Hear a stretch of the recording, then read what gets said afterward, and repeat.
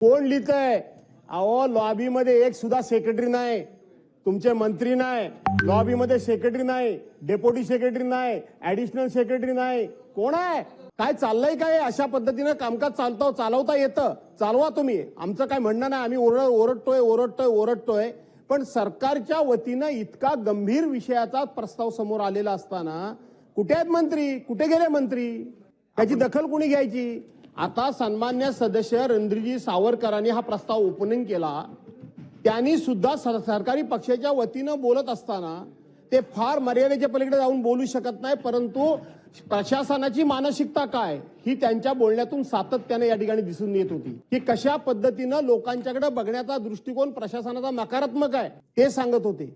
आम्ही केवळ टीकेला टीका करण्याकरता या ठिकाणी नाही आहोत. म्हणून मी म्हटलं की कुठे आहे पशुसंवर्धन मंत्री, दुग्ध विकास मंत्री, मत्स्य मंत्री, महसूल मंत्री, कृषी मंत्री, कुठे आहेत सगळे मंडळी?